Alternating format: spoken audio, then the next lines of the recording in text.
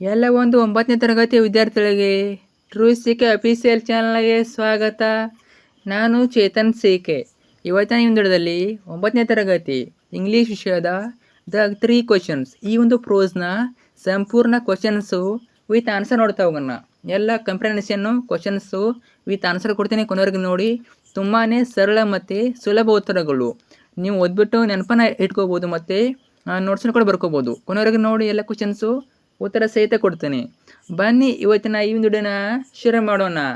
ಅದಕ್ಕಿಂತ ಮುಂಚೆ ಇನ್ನೂ ಕೂಡ ಇರೋ ಚಾನಲ್ನ ಸಬ್ಸ್ಕ್ರೈಬ್ ಮಾಡ್ಕೊಂಡಿಲ್ಲ, ಪ್ರತಿಯೊಬ್ಬರು ಕೂಡ ಸಬ್ಸ್ಕ್ರೈಬ್ ಮಾಡ್ಕೊಳ್ಳಿ. ಹಾಗೆ ಪ್ರತಿಯೊಬ್ಬರು ಕೂಡ ಒಂದು ಲೈಕ್ ಕೊಡಿ. ನೀವು ಮಾಡುವಂಥ ಒಂದೊಂದು ಸಣ್ಣ ಲೈಕ್ ಮತ್ತು ಸಬ್ಸ್ಕ್ರೈಬಿಂದ ನಿಮಗೆ ಇದೇ ರೀತಿ ಕಂಟಿನ್ಯೂಸ್ ಆಗಿ 9th ಎಲ್ಲ ಪಾಠಗಳ ಪದ್ಯಗಳ ಕ್ವಶನ್ ಆನ್ಸರ್ಗಳು ಮತ್ತು LVA ಕ್ವಶನ್ ಪೇಪರ್ಗಳು ಮತ್ತು ಇಂಪಾರ್ಟೆಂಟ್ ಕ್ವಶನ್ಗಳು, SA1 SA2 ಕ್ವಶನ್ ಪೇಪರ್ಗಳು, ಒಟ್ಟಿನಲ್ಲಿ 9th ಎಲ್ಲ ಸ್ಟಡಿ ಮೆಟೀರಿಯಲ್ಗಳು ಫ್ರೀಯಾಗಿ ಇದೊಂದು ಚಾನಲ್ ಆಗ್ತವೆ. ಅದರಿಂದ ಮಿಸ್ ಮಾಡಿ ಸಬ್ಸ್ಕ್ರೈಬ್ ಮಾಡ್ಕೊಳ್ಳಿ. ಮಾಡಿದ್ರಾ? ಬನ್ನಿ ಇವತ್ತಿನ ಈ ವಿಡಿಯೋನ ಶುರು ಮಾಡೋಣ. ಇಂಗ್ಲೀಷ್ ಚಾಪ್ಟರ್ 2 ದ 3 questions, question and answers. So ಎಲ್ಲನ ಕವರ್ ಮಾಡ್ತೀನಿ, ಕೊನೆವರೆಗೆ ನೋಡಿ. Discuss the following points in groups and present your views to the class. ನಿಮಗೆ ನಾನು ಕನ್ನಡ ವಿಷಯ ಹಾಕಿದ್ದೀನಿ ಮತ್ತು ಇಂಗ್ಲೀಷ್ ಹಾಕಿದ್ದೀನಿ, ಅರ್ಥ ಆಯ್ತಾ? ಒಂದೇ ಎರಡನೇ ಹಾಕಿದ್ದೀನಿ, ನೋಡ್ಕೊಳ್ಳಿ. ಜಸ್ಟ್ ಚಾನಲ್ಗೆ ಹೋಗಿ ನಿಮಗೆ ಒಂದು ಪ್ಲೇ ಲಿಸ್ಟ್ ಇದೆ 9th ವಿಡಿಯೋಸ್ ಅಂತ, ಅಲ್ಲಿ ಹೋದರೆ ನಿಮಗೆ ಎಲ್ಲ 9th ಕ್ವಶನ್ಸ್ ಆನ್ಸರ್ ಸಿಗ್ತವೆ. ಓಕೆ, ಡಿಸ್ಕಸ್ ದ ಫಾಲೋಯಿಂಗ್ ಆಯಿತು. Question number 1, the best time to do something. Which time? There is only one time that is important, that time is now. ಏನು? Now, ಈಗಿನ ಸಮಯ ತುಂಬಾ important. Question number 2, the most important person in your life. Answer: my parents and also my guru or mentor who teaches, advises, guides and corrects me to follow the right path to become a good human being. Question number 3, the most important thing to do in your life. Answer: we have to do good to the others. ನಾವು ಇನ್ನೊಬ್ಬರಿಗೆ ಒಳ್ಳೆಯದನ್ನು ಮಾಡಬೇಕು. we should not be cruel but kind. ನಾವು ಯಾವಾಗಲೂ ಕ್ರೂರಲ್ ಆಗಿರಬಾರ್ದು, ಅಂದರೆ ಕೆಟ್ಟವರಾಗಿರಬಾರ್ದು, ಕ್ರೂವಲ್ ಆಗಿರ್ಬೋದು, ನಾವು kind ಆಗಿರಬೇಕು. Our noble purpose is to help all. ಇದಾದಮೇಲೆ ನಿಮಗೆ ಇವೆಲ್ಲ main question answers, comprehension questions. ಇವನ್ನ ಮೊದಲು ಬರ್ಕೊಳ್ಳಿ. ನೀವು ಮೊದಲು ಸಬ್ ಯೂನಿಟ್ಸು 1, 2, 3 ನೋಡೋಣ ಮೊದಲು, ಆಮೇಲೆ ನೆಕ್ಸ್ಟ್ ಕ್ವಶನ್ಸನ್ನು ನೋಡೋಣ. Read the following and discuss your views with the members of your group. Consolidate your views and write down them. Question number 1, what thought came to the king. Answer: the thought came to the king that he would never fail if he knew 3 things. These 3 things were. ಈ question ಕೂಡ ಬರ್ತದೆ ನಿಮಗೆ. ಯಾವ things? Number 1, what is the most important time to begin something. 2, who should a king consider the most important. 3, what is the most important thing for a king to do. ನಾನು similar question ಕೇಳಿದಾರೆ ನೋಡಿ. Question number 2, write the 3 questions for which the king wanted to have. Answer: ಇವೇ 3 questions. The 3 questions for which the king wanted to have answers were. Question number 1, what is the right time to begin something. 2, who should a king consider the most important. Third one, what is the most important thing for a king to do. ಸ್ವಲ್ಪ fast ಆಗ್ಬೋದು, ಯಾಕಂದರೆ ಏನು questions ಇವೆ. ನಿಮಗೆ slow ಬೇಕು ನೋರು, ಬರ್ಕೋಬೇಕು ನೋರು, ವಿಡಿಯೋನ ಪಾಸ್ ಮಾಡಿ ಸ್ಟಾಪ್ ಮಾಡಿ ಬರ್ಕೊಳ್ಳಿ. Question number 3, was the king satisfied with the answers. If yes, why. If no, why. ನಿಮಗೆ 2 ಕ್ವಶನ್ ಕೇಳಿದರೆ, ಎಸ್ ಆದರೆ ಎಸ್ ಅಂತ ಬರೀಬೇಕು, ನೋ ಆದರೆ ನೋ ಅಂತ ಬರಬೇಕು. ಆನ್ಸರ್ ನೋಡಿ, no, the king was not satisfied with the answers because they were different in opinions of the wise men. ಯಾಕಂದರೆ ಅಲ್ಲಿ ತುಂಬಾ ಡಿಫ್ರೆಂಟ್ ಒಪಿನಿಯನ್ಸ್ ಇತ್ತು. ಇನ್ನು question number 4, who did the king decide to seek advice from. Answer: the king decided to seek advice from a certain hermit, or just hermit ಅಂತ ಬರೀರಿ ನೀವು, who was widely known for his wisdom. Who? Hermit. ಇನ್ನು ಸಬ್ units 4, 5, 6, 7. ಇಲ್ಲಿ question number 1 ನೋಡಿ, how did the king. ನಿಮಗೆ question confuse ಆದರೆ book ಇಟ್ಕೊಳ್ಳಿ, ನೀವು ಮುಂದೆ ಬುಕ್ ಇಟ್ಕೊಳ್ಳಿ, ನಿಮಗೆ ಅವಾಗ ಕ್ವಶನ್ಗಳು ಕನ್ಫ್ಯೂಸ್ ಆಗೋದಿಲ್ಲ. How did the king treat the wounded person. ಇದು ಕೂಡ most important question.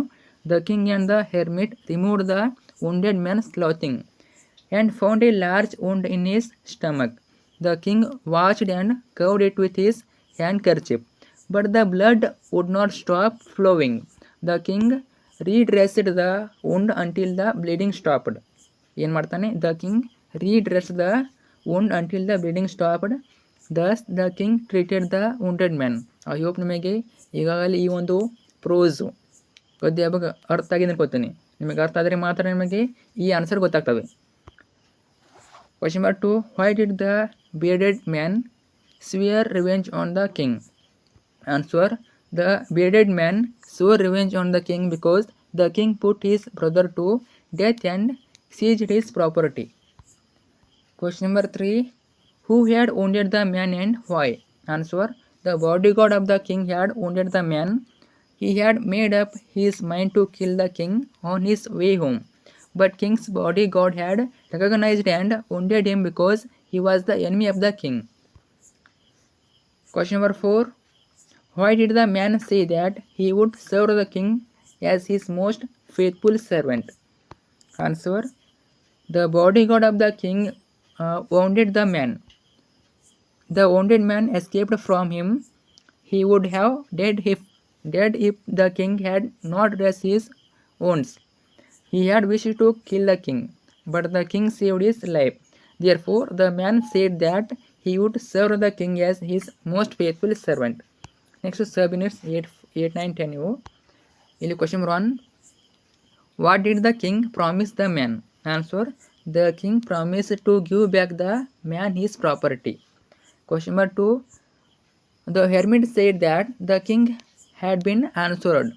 If you agree, what was the answer to the first question? Answer, the hermit said that the king had been answered. We agree with this point. The first question of the king was, what is the right time to begin something? If the king had not pitied the hermit's weakness and had not dug those beds for him, he would have gone away. Then that man, bearded one, would have attached. So the most important time was when the king was digging. In another incident ಅಥವಾ accident, ಹೆಚ್ಚಾಗಿ ನಾವು incident ಬಳಸಬೇಕು. ತುಂಬ ಜನ accident ಬರೀತಾರೆ, ಅದು accident ಅಲ್ಲ, incident ಅದು. In another incident, the most important time was when he was caring for the wounded man. Question number 3 ನೋಡಿ, Y did the hermit say that he was the most important man? Answer, king took pity on hermit and spent a whole day with him in digging the beds. If he had not dug those beds for him, he would have gone away. Then the enemy of the king would have killed him. The king later saved his life. The most important person in the person that we are with at any particular moment. So hermit said that he was the most important man. ಸ್ವಲ್ಪ long answer ಕೊಟ್ಟಿದ್ದೀನಿ, ಯಾಕಂದರೆ ಎಕ್ಸಾಮಲ್ಲಿ ನೀವು ಎಷ್ಟು long answer ಬರೀತೀರ ಆಮೇಲೆ ಅಷ್ಟು full ಮಾರ್ಕ್ಸನ್ನು ಕೊಡ್ತಾರೆ. Short ಕೊಟ್ಟರೆ ಏನಾಗ್ತದೆ, ಅದು ಮೀನಿಂಗ್ಫುಲ್ ಆಗೋದಿಲ್ಲ ಮತ್ತು ನಿಮಗೆ ಮಾರ್ಕ್ಸ್ ಕಳ್ಕೊಳ್ತೀರ. ಅರ್ಥ ಆಯ್ತಾ? ಆಲ್ಮೋಸ್ಟು ಇಷ್ಟನ್ನ ಓದ್ಕೊಂಡು ನೆನ್ಪಿಟ್ಟುಕೊಳ್ಳಿ. Question number 4, according to hermit, how is the most important time, why? According to the hermit, now is the most important time because there is only one time that is the most important. The digging of beds by the king was only time that was the most important because it saved him from the bearded man's attack. Secondly, the king's caring the wounded of the bearded man was the only time that was the most important because his caring saved the life of the bearded man. Question number 5, what according to the hermit was the most important business? Answer, according to the hermit, the most important business was the king's digging the beds for the hermit and caring the wounded of the bearded man. These are considered as the most important business to do good that person. ಆಮೇಲೆ vocabulary questions ಕೊಟ್ಬಿಡ್ತೀವಿ, ನಿಮಗೆ ಮತ್ತೆ separate video ಮಾಡೋಕ್ಕೆ ಆಗೋದಿಲ್ಲ. So ಎಲ್ಲ cover ಮಾಡಿಬಿಡೋಣ. ನಮಗೆ comparison ಆಯಿತು, ಇವಾಗ ವೊಕ್ಯಾಬ್ಯುಲರಿ ನೋಡೋಣ. Study the words. Each of the following sentence has 2 blanks. Fill in the blanks with appropriate words from of the word given in the brackets. One is done for you. ಒಂದವರು done ಮಾಡಿದ್ದಾರೆ, ಅಂದರೆ ಒಂದು example ಕೊಟ್ಟಿದ್ದಾರೆ. Shankar has dash to help me. Do you think he will remember his promise? Shankar has promise to help him. Do you think he will remember his promise? ನಾವು ಪ್ರಾಮಿಸನ್ನು ಬಳಸಬೇಕಾಗಿತ್ತು, ಅದಾಯಿತು. ಇನ್ನು ಕ್ವಶನ್ ನಂಬರ್ 1 ನೋಡಿ, the dash said that only fresh evidence would make him change his judge ಅಂತ ಕೊಟ್ಟಿದ್ದಾರೆ. Answer, judgment. Okay. When question number 2, I didn't notice any series of dash opinion among the debaters, although they dash from one another over small points differ. Answer: different dash differ. Now question number 3, it's very a simple question to dash, but will you accept my as final answer? Answer ಏನು? Answer dash answer ನೋಡಿ. ಇನ್ನು question number 4, hermit is dash man. How they acquire their dash no one can tell wise. ಅರ್ಥ ಆಯ್ತು ಅನ್ಕೋತೀನಿ. ಇಲ್ಲಿ ಒಂದನೇದಲ್ಲಿ wise ಬೇಕು, hermit is wise men. How they acquire their wisdom no one can tell wise. ಅರ್ಥ ಆಯ್ತಾ? ಒಂದನೇದಕ್ಕೆ ವಯಸ್ಸು, ಎರಡನೇದಕ್ಕೆ ವಿಸ್ಡಮ್ಮು, ಈ ರೀತಿ ಬಳಸಬೇಕು. ಅಯ್ಯೋ ಅರ್ಥ ಆಯ್ತು ಅನ್ಕೋತೀನಿ. ಇನ್ನು ಐದನೇದು, it isn't dash that dash should always be the mother of invention. Necessary ಕೊಟ್ಟಿದ್ದಾರೆ. ಇಲ್ಲಿ ಒಂದನೇದು ನೆಸೆಸರಿ ಆಗಬೇಕು, ಎರಡನೇದು ನೆಸೆಸಿಟಿ ಆಗಬೇಕು. ಅರ್ಥ ಆಯ್ತಾ? It isn't necessary that necessity should always be the mother of invention. 6 ನೋಡಿ, the committee has dash to make Jagadish captain of the team. The is likely to please every one decision ನೋಡಿ, decision. ಇನ್ನು questions ಇವೆ. 7th ಅನ್ನು, asking for dash is as noble as willingness to dash forgiveness. Next V2 ಕೊಟ್ಟಿದ್ದಾರೆ ನೋಡಿ. Fill in the blanks using the phrases given in the brackets. Look up a dictionary if necessary. Use them in their correct forms ನೋಡಿ. Fall in, tired of, look weary of, known for, come ರವಿಡ್, make peace, care for, look after. ಇಲ್ಲಿ answer ಇದೆ ನೋಡಿ. The old father looked weary ಆ peace. ಇದನ್ನ pass ಮಾಡಿ ನೋಡ್ಕೊಳ್ಳಿ. ನೀವೇ ಪಾಸ್ ಮಾಡಿ ಸ್ಟಾಪ್ ಮಾಡಿ ನೋಡ್ಕೊಳ್ಳಿ ಅಥವಾ ಬರ್ಕೊಳ್ಳಿ. ನೆಕ್ಸ್ಟು ಟಾಸ್ಕ್ ಕೊಟ್ಟಿದ್ದಾರೆ. Read the following news item that appeared in the news paper. ನಿಮಗೆ ಟಾಸ್ಕ್ ಬೇಕು ಅನ್ನೋರು ಇವನು ಕೂಡ ವಿಡಿಯೋನ ಪಾಸ್ ಮಾಡಿ ಬರ್ಕೊಳ್ಳಿ. ಟಾಸ್ಕ್ 2 ಕೂಡ ಕೊಟ್ಟಿದ್ದೀನಿ.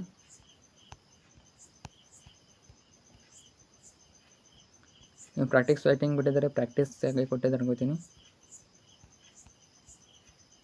ಸೊ ನೋಡಿ, ನಿಮ್ಗೆ ಯಾವ ನೆಸೆಸಿಟಿ ಇವೆ ಅವನ್ನ ವಿಡಿಯೋನ ಪಾಸ್ ಮಾಡಿ ಬರ್ಕೊಳ್ಳಿ. ಇವು ಅಡಿಷ್ನಲ್ ಕ್ವಶನ್ ಆನ್ಸರ್ಸು. ಸೊ ಇವು ಅವಶ್ಯಕತೆ ಇದ್ದರೆ ಬರ್ಕೋಬೋದು. ನಿಮಗೆ ಎಕ್ಸಾಮಲ್ಲಿ ಕೇಳ್ತಾರೆ, ಅವಶ್ಯಕತೆ ಇದ್ದವರು ಬರ್ಕೊಳ್ಳಿ. ಇದು ಅಡಿಷ್ನಲ್ಲು, ನಿಮ್ಮ ಬುಕ್ಕಲ್ಲಿ ಕೇಳಿಲ್ಲ ಅವನ್ನ, ನೀವು ಅಡಿಷ್ನಲ್ಲು. ತುಂಬ ಜನಕ್ಕೆ ಬೇಕಾಗಿರ್ತವೆ ಮಧ್ಯದ ಕ್ವಶನ್ಗಳು, ಅವ್ರಿಗೆ ಬೇಕು ಅನ್ನೋರು ಅಡಿಷ್ನಲ್ ಕ್ವಶನ್ನ ಬರ್ಕೊಳ್ಳಿ. ಅಥವಾ ನಿಮಗೆ ಇನ್ನೇ ಸಪ್ರೇಟ್ ಮಾಡ್ತೀನಿ. ಈ ಒಂದು ದ 3 ಕ್ವಶನ್ ಮೇಲೆ ಒಂದು ವಿಡಿಯೋ ಮಾಡ್ತೀನಿ, ಇಂಪಾರ್ಟೆಂಟ್ ಕ್ವಶನ್ ಅಂತ. ಅಲ್ಲಿ ಕೂಡ ನಿಮಗೆ ಆನ್ಸರ್ನ ಕೊಡ್ತೀನಿ, ನೋಡ್ಕೊಳ್ಳಿ. ಅಡಿಷನಲ್ ಕ್ವಶನ್ಗಳು ಬೇಕು ಅನ್ನೋರು ನೋಡ್ಕೊಳ್ಳಿ. ಸಮರಿ ನೋಡಿ, ಇದು ಕಂಪ್ಲೀಟ್ ಸಮರಿ. ಯಾರಿಗೆ ಅವನು ಲೆಸನ್ ಅರ್ಥ ಆಗಿಲ್ಲ, ಈ ಸಮರಿ ಓದ್ಕೊಂಡು ಅರ್ಥ ಮಾಡ್ಕೋಬೋದು. ಅಥವಾ ಇದು ಸಮರಿ ಓದ್ಕೊಂಡು ನಾವು ಲಾಂಗ್ ಕ್ವಶನ್ಸಿಗೆ ಆನ್ಸರ್ ಮಾಡಿರ್ಬೋದು. ಇಷ್ಟಾದರೆ ನಿಮ್ಮ ಒಂದು ಈ ಒಂದು ಅಧ್ಯಾಯದ ಕಂಪ್ರಿಹೆನ್ಷನ್ಸು ಕ್ವಶನ್ಸ್ ಆನ್ಸರ್ ಕಂಪ್ಲೀಟ್ ಆಗ್ತದೆ. ಓಕೆನಾ? ಮತ್ತು ಕಮೆಂಟ್ ಮಾಡಿ, ನಿಮಗೆ ಈ ಒಂದು ಲೆಸನ್ ಬಿಟ್ಟು ಬೇರೆ ಯಾವ ವಿಷಯದ ಲೆಸನ್ಗಳು ಬೇಕು, ಯಾವ ಪಾಠದ ಪದ್ಯದ ಕ್ವಶನ್ ಆನ್ಸರ್ ಬೇಕು, ಕಮೆಂಟ್ ಹಾಕಿ. ನಾವು ಆಲ್ಮೋಸ್ಟ್ ಆ ಒಂದು ಲೆಸನ್ಗಳನ್ನು ಅಪ್ಲೋಡ್ ಮಾಡ್ತೀವಿ, ಅಂದರೆ ವಿಡಿಯೋನ ಅಪ್ಲೋಡ್ ಮಾಡ್ತೀವಿ. ಸೊ ಮೊದಲು ನೀವು ಕಮೆಂಟ್ ಹಾಕಿ. ಅರ್ಥ ಆಯ್ತಾ? ನೀವು ಕಮೆಂಟ್ ಹಾಕಿದರೆ ಆದಷ್ಟು ಬೇಗ ವಿಡಿಯೋಗಳನ್ನ ಹಾಕ್ತೀವಿ. ಮತ್ತು ಈ ಒಂದು ವಿಷಯ ಬಿಟ್ಟು ಕನ್ನಡ ಆಗಿರಲಿ, ಇಂಗ್ಲೀಷ್ ಆಗಿರಲಿ, ಎಲ್ಲ ವಿಷಯದ ಮೇಲೆ ನಿಮಗೆ ಪ್ರತಿಯೊಂದು ಅಧ್ಯಾಯದ ಕ್ವಶನ್ ಆನ್ಸರ್ ಆಗ್ತೀವಿ. LBA ಕ್ವಶನ್ ಪೇಪರ್ಗಳು ಮತ್ತು SA1 SA2, ಸೊ ಎಲ್ಲವನ್ನು ಇದೇ ಚಾನಲ್ ಹಾಕ್ತೀವಿ. ಸೊ ಮರೆಯದೆ ಚಾನಲ್ನ ಸಬ್ಸ್ಕ್ರೈಬ್ ಮಾಡ್ಕೊಳ್ಳಿ. ನಿಮ್ಮ ಫ್ರೆಂಡ್ಸ್ಗೆ ಕೂಡ ಹೇಳಿ, ಅವ್ರಿಗೂ ಶೇರ್ ಮಾಡಿ. ಅರ್ಥ ಆಯ್ತಾ? Thanks for watching.